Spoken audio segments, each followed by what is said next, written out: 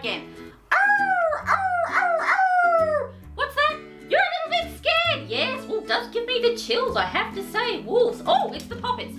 Oh, hello, my dear, dear Poppets. Well, you've just come and joined us. Stinky and I were pretending to be wolves, and I've just read Stinky the story of Little Red Riding Hood, and he's a little bit frightened. We had a late night last night. We made a cubby in Stinky's room, and we had all sorts of treats. We had torches, and we stayed up late reading scary stories. And Stinky particularly finds Little Red Riding Hood quite frightening. But you know, sometimes it's nice when you read a scary book and you're all sort of cozy. And we had a good time, didn't we, Stinky? Yes, it was lots of fun. What's that? We'll have to do it again. Yes, we will. We'll have to do it again soon. Well, my dear Poppets, today's story is called Wolves. And there's one on the front there with a rabbit. Look at that. This does look like a good one, I have to say. And Stinky, I think this one might not be as creepy as Little Red Riding Hood, so I think you might enjoy this one a little bit more. All right then? Yes, good boy. Well, you get nice and comfy. You're probably very tired because, my dear Poppets, we did have rather a late night last night, and it's good to do that, to make a cubby house and to stay up late and to have lots of treats and read scary stories. We had the best fun, I have to say. So I think this is a good one. I think Stinky will enjoy this one, I think. And it's a new one. I haven't seen this one before. And here we go, my little Poppets.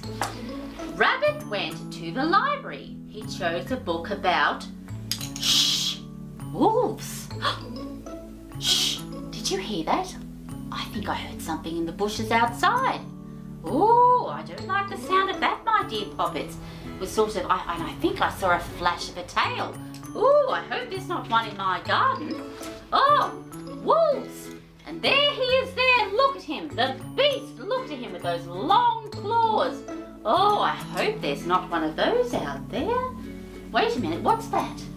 Oh, I saw something. I'm sure that I did.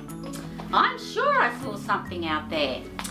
Grey wolves live in packs of between 2 and 10 animals. And there's the rabbit there.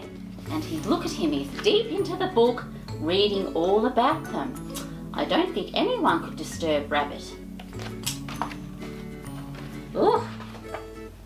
They can survive almost anywhere, from the Arctic Circle, and there's 2 of them there, 2 wolves there, with a snowman. Look at that there.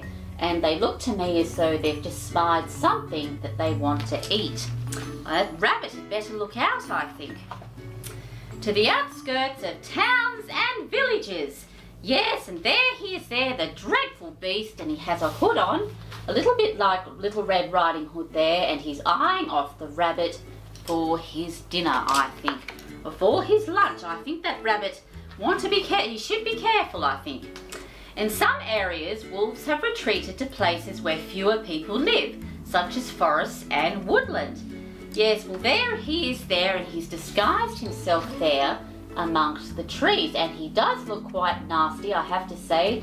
He's showing all his teeth there with his tongue hanging out, and he looks to me as though he can't wait to sink his teeth into the rabbit. Rabbit stew or rabbit pie, perhaps. They have sharp claws. Oh, yes, they do, and they sort of hack them out like that with all their claws out. Oof, terrible, terrible creature. And bushy tails. Yes, well, my dear Poppets, I'm sure I saw a tail flash by the window in the garden. And look at that. Lovely big brown bushy tail. Yes, that's definitely the sort of tail that they have. And dense fur which harbours fleas and ticks. And there's lots of fleas and ticks hopping about there amongst his fur. Look at that. Amongst the fur. It'd be quite itchy with all those fleas and ticks, I would imagine. An adult wolf has 42 teeth. Its jaws are twice as powerful as those of a large dog. And there he is there, licking his lips with his knife and fork, ready to tuck into the rabbit. Look at that. He does like that. Yes, he'd like to have a rabbit for lunch, I'm sure. Wolves eat mainly meat. They hunt large prey such as deer, bison and moose. They also enjoy smaller mammals like beavers, voles, and the rabbit there does look quite concerned, I have to say, and I think he should be. Look at that, quite concerned. I wonder what else they eat. And look, there's a red bit of fabric there, a little bit like the red hood, the Little Red Riding Hood wore. Look at that there, on that page there. Yes, it looks like he's had a gnaw at that. Luckily, this wolf was a vegetarian, so they shared a jam sandwich, became the best of friends, and lived happily ever after. Oh, so he's not going to eat the rabbit after all, and they shared a jam sandwich. Well, that's certainly a twist.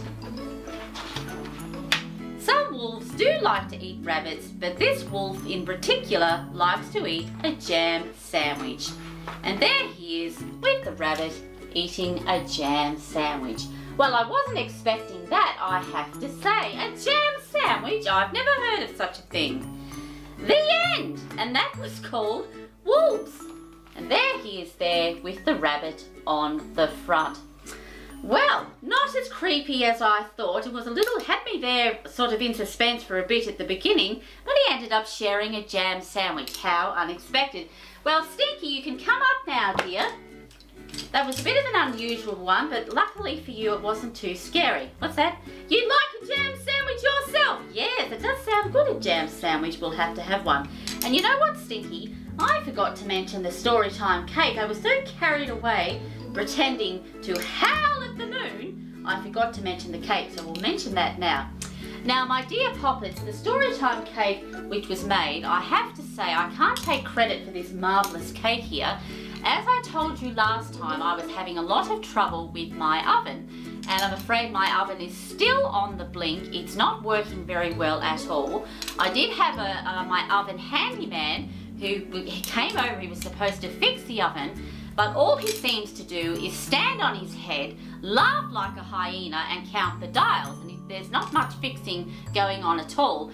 So I don't know what I'm going to do. So I phoned Sugar Lump the unicorn, and I said, Sugar Lump dear, could you please make this week's Storytime cakes, because my oven is still not working. So Sugar Lump, the dear sweet unicorn that he is, he made this marvellous cake here, and you can tell that Sugar Lump has made it. It's got all sorts of candies and sweets, and of course the trademark unicorn on the very top, because as you know, unicorns love chocolates and candies and all sorts of sweets, because that's what they're made of. Sunshines and rainbows and all things sweet. Well, my dear Poppets, we have come to the end of story time. I hope you enjoyed that wonderful book. I certainly enjoyed it. Perhaps you could howl at the moon, or perhaps you could make a unicorn cake. And as always, take care until next time.